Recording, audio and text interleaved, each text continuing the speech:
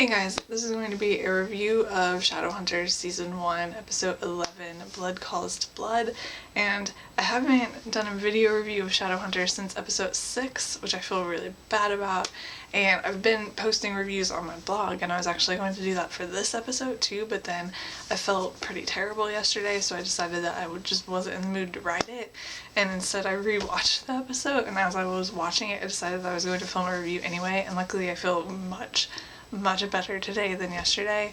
I don't even know what I've had, something with my sinuses, and it's hurt, and I felt nauseous yesterday and things like that, but I feel much better today, so I'm hoping I'm on like the tail end of whatever it was. Okay, so the title, Blood Calls to Blood, I feel kind of, not stupid necessarily, but looking back on it, I feel like I should have connected that to Jace finding out that Valentine is his father. And for the beginning of this, I'm going to keep book spoilers out of the video, but I will go back later to some stuff and talk about it, like in comparison to things that happen later in the book. But just looking back on it, it feels really obvious what the title's referring to, so I'm kind of frustrated that I didn't like think about that. Not that I didn't think about the possibility that like Michael Wayland was going to turn out to be Valentine, because everyone was talking about that. For some reason, the first time I was watching episode 10, it didn't really occur to me. I think partially because I was so eager for them to change that storyline. I would have been pretty happy if they had, but the possibility was on my mind, and I thought there was a good possibility that we would get it in this episode, but I still didn't connect the title to that for whatever reason, and it seems really obvious now. By like 5 minutes into the episode or something like that, I was pretty convinced that Michael Wayland was Valentine, because it was just really obvious, especially with like Clary being suspicious and whatnot on top of everything else. I think it was really obvious that that's what was going to happen, so it wasn't really like a big shock to me, having read the books and everything at the end of the episode.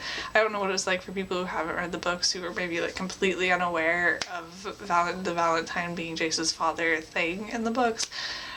Even though I was hoping they would change it in the TV show, I wasn't like shocked, obviously, when he was revealed to be Valentine, and it's actually interesting to me to think about how that would have been different for someone who hadn't read the book. I do think it's interesting though, one thing that they did change from the books, it's kind of like minor, is that Valentine used glamour for years to trick Jace into like thinking he was his father, which is interesting because in the books he doesn't use the glamour. I don't think this is a spoiler because this is something that they've clearly changed, but in the books Jace recognizes Valentine like as Valentine, as his father. He thought that his father was Michael Wayland, but it turned out it was Valentine using Michael Wayland's name like it was on the show. This is very confusing to try and explain, but like he looked the same. So when he saw Valentine, he recognized Valentine as his father, because Valentine took on Michael Wayland's name but didn't change his appearance like he did in the show, and I do think that's really interesting and something that pretty much had to be done because we have evidence from like the show that like they knew what Valentine looked like, so like that wouldn't have worked. Like Jace knew what Valentine looked like and knew that that wasn't his father, but it is interesting to me, like that change is interesting to me, and also creates more like ambiguity. I think it'll be interesting to see how they deal with that change as the story goes on. The Inquisitor also appears in this episode and is pretty much everything I wanted the Inquisitor to be. I think she was perfect. I think she did a perfect job. It is pretty much exactly how I imagined the Inquisitor in my head. I don't think she looks exactly the same, but that doesn't really matter to me. Like, personality wise, she is pretty much exactly what I had pictured in my head, and so I really enjoyed that. Enjoyed it however much I could, being that it's the Inquisitor. Like, not exactly a likable character. Also, totally knew Alec was going to go to Magnus for help. That was entirely unsurprising, but I also loved it. Also knew right away that Magnus wasn't actually going to take payment for it. That was really obvious. But I did love the bit at the end where he gave them back to Alec and was like, I don't know what I would do with this. I love how they're handling Malik in the show. It's really great, and I I really loved both of those scenes, like both Alec going to Magnus for help and the scene with Magnus and Alec at the end of the episode, like both with him not taking any payment, but also just kind of like confronting Alec about the marriage and being like, you don't deserve it, she doesn't deserve it, I don't deserve it. Like, I loved that, and I also love the fact that Magnus even says that he likes Lydia, because I really appreciate the fact that both Magnus and Alec like Lydia. It's just Alec shouldn't be marrying her, and I really appreciate that because, like I've said this so many times at this point. I'm pretty sure I've said it in a video review. I know I mentioned in a video review that I wanted whoever Alec was like betrothed to or engaged to or whatever to be likable, and I don't remember if any of the video reviews that I've done came after Lydia appeared, but I don't think they did, so I don't think I've talked about her in a video review actually.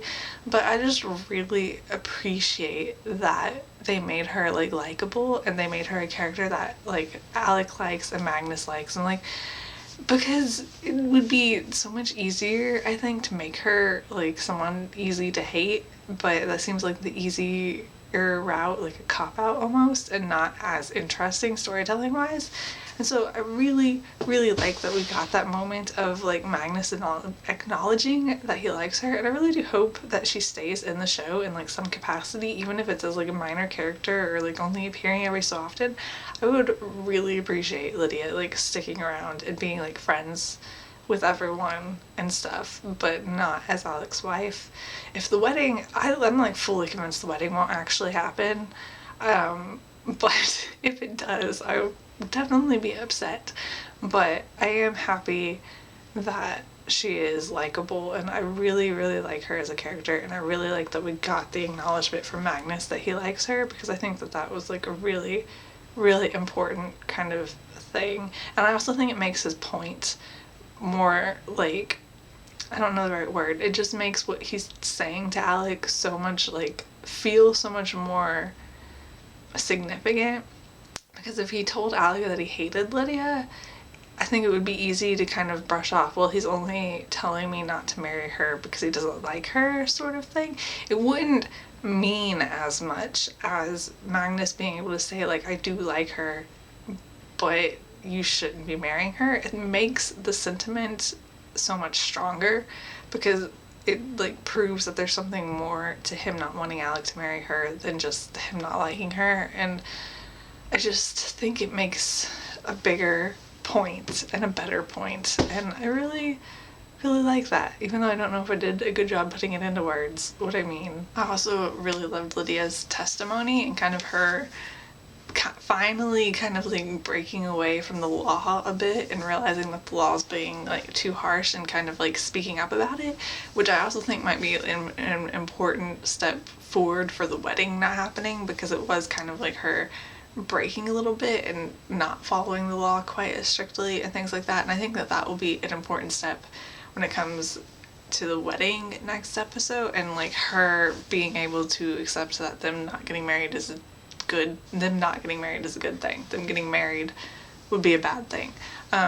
So I'm hoping that shows get kind of like growth on her part towards being unable to go forward with the wedding, because while I don't want them to get married at all, and while Alec is more the main character, and so I think it's more important for him to have the realization that they shouldn't get married and to like stop things if he needs to, I feel like it would be so much better if they both agreed that they shouldn't be getting married. And so I think that was a step towards that for Lydia, so that like next episode when they're supposed to be getting married, like both of them can say this is a terrible mistake, we shouldn't be doing this, because I think it is important for both of them as characters to have that moment, even if only one of them can. It should definitely be Alec who stops the wedding, but I just feel like it would be so much better for the both of them if they both come to the realization and they're both like, yeah, we can't go through with this wedding. And I think the last non-book spoilery thing I think I have to talk about is that the Clave gets the Mortal Cup at the end of this episode, so that should be interesting for the future, but I don't really have much to say about it. And now I'm going to go into book spoilers. Looking at my notes, trying to figure out what books the spoilers would apply to here. I think pretty much just the first 3 books. Like, if you haven't read the first 3 books in the Mortal Instruments, don't watch the rest of this. I don't think I'm going to spoil the 4 through 6, but we'll see. Just be cautious about it. So, speaking about who Jace's father is, I really want to find out the truth sooner rather than later. I know that in the books it's dragged out for a while and Jace doesn't find out he's a Herondel for a long time, but I would have really appreciated them doing playing everything out much quicker. I don't feel I have this desire for him to find out that Valentine isn't his father before the end of the season, but I don't actually think that that's going to happen, because then you end the season. Well, on one hand, because when they finished season 1, they didn't know for sure that they were getting a season 2, and that just now occurred to me. So maybe that makes it more likely that they would go ahead and reveal that before the end. But then on the other hand, I think about how having the cliffhanger of still thinking Valentine is Jace's dad could be interesting going into season 2. But I also feel like if there's some reveal at the end of season 1 that, hey, Valentine isn't your father, but Michael Wayland wasn't either, but then not saying who Jace's father actually was, would also be a really, really effective cliffhanger. And then going into season 2, you have him finding out that he's a Herondel. And I would really like that. I think it would be good, kind of offering people some peace of mind, like, hey, Clary and Jace aren't brother and sister. But it would also be a cliffhanger because you still don't know who his father is before season 2. And I feel like it would be nice, considering they didn't know they were getting a season 2 when they finished season 1. Obviously now they know, but season 1 was already filmed, so I think it would have been a good way to already have established that Valentine wasn't his father, but also not giving away the whole story, so there's still a mystery there, and I'm hoping that's what they do. But I will not be surprised if season 1 ends and Jay still thinks Valentine's his father. I wouldn't be surprised if that happens, but I would love it if can you tell that I want to get through this storyline as quickly as possible? It's I don't hate it so much as I just want it to be over with, because it's not my favorite thing. I would really appreciate it if we found out that Valentine isn't Jace's father, but I would also really like if they kept the mystery up in the air as a kind of a cliffhanger between seasons. It's not a huge cliffhanger for those of us who read the books, but I still think that would be pretty great. My throat's starting to bother me. So I think it would be really great if we got a foreshadowing moment. In the books, you have that moment where the Inquisitor realizes that Jace is her grandson, but then she dies, and she can't tell him or anything, and you don't think much of it the first time you're reading the books, but then later on you realize what was going on, once you find out who Jace's father is. And I would really appreciate a moment like that in the show, now that we have the Inquisitor, whether or not he finds out the truth about his parentage. Isn't there a word for paternity? I don't know, I'm blanking on what the word would be. I feel like it's paternity, but I don't know if that's the right context or I don't know. I have no idea. But I just really think it would be great if we got that moment in the show. I don't think the Inquisitor saw Jace in the last episode. I'm almost positive that they were not in any scenes together. But obviously it would not be that difficult for them to be in a scene together before the season ends, considering she's in New York and I don't think she left after the trial. And it would be nice foreshadowing, and I would really appreciate it. And it would be kind of a hint that they are moving in the same direction as the book in that, which is what I want now. I would have liked not having the Valentine as Jace's father storyline, but now that they have, obviously I want him to be a Herondel. I wanted him to be a Herondel anyway. I just wanted to skip over the Valentine part before I figured it out. But yeah, so I would really appreciate having that same foreshadowing moment, or a really similar one to what's in the books, and just so that I can hold on to that while he thinks Valentine is his father, because as I've established, I am not the fondest of that bit.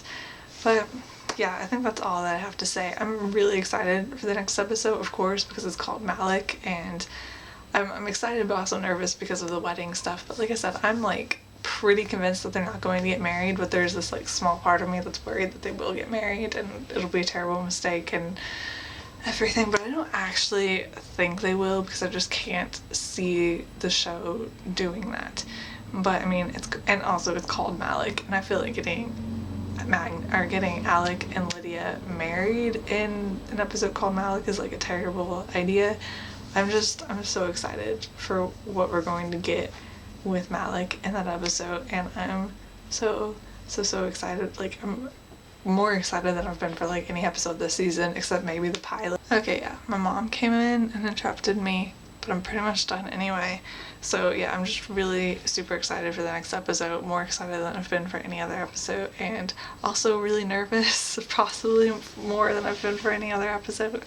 I think almost more than the pilot, because like, I've begun to trust the show to do things well, which is like the big thing, like making me convinced that they're not actually going to get married. But just I feel like the stakes are so high that I'm nervous anyway. But I'm hoping for the best. And I'm filming this on Saturday, so we have Sunday, Monday, Tuesday, 3 days before the episode, and I'm really talking about it is making it worse, but I should really stop. But I'm really, really excited, and I feel like I'm gonna have to do a video review for it because I'm going to need to like rant and let all of my feelings out, but we'll see what happens. I may have to do a video review depending on like how busy my like school workload is and everything, but I want to do a video review because I want to talk about it, and I'm really excited. But I'm gonna stop rambling about my feelings, and I will talk to you guys later. Bye.